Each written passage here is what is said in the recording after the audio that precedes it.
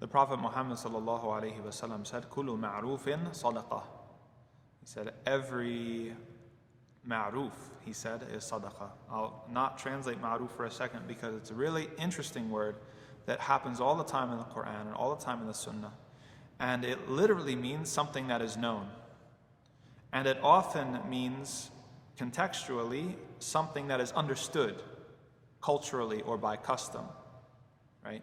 So this is one of the beautiful things about Islam, why it's able to exist in any part of the world, why it's compatible with every single culture, because Islam places importance on people's customs, as long as those customs don't offend Allah and Allah's oneness and Allah's uniqueness. So there's going to be some things in your culture that are expected of you, right? Maybe how to greet a certain person, maybe how to address a certain person if they're older than you or younger than you or something like that. Maybe a type of way you're supposed to conduct yourself in a relationship with a relative.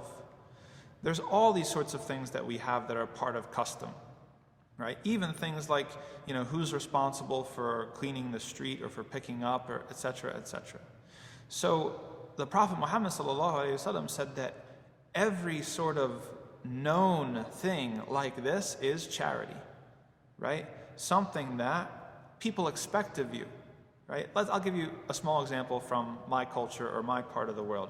If I'm going into a store and there's someone that's very close behind me who's going to enter the store after me, it would be rude if I didn't hold the door open for them. It would be rude if I let that door go and it shut just as soon as that person was walking up.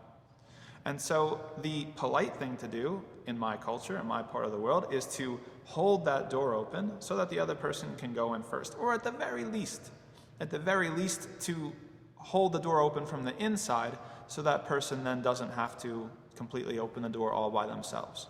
That's something that is understood in our culture to be polite. And so that act that I do is charity for me. And I will see the reward for that on the Day of Judgment, insha'Allah ta'ala, if I did it with sincerity. So those sorts of things that are part of your culture, are part of your custom, that are understood and expected, that they can actually be part of your Islam as well. That they can be a source of reward and happiness after you die, in the afterlife.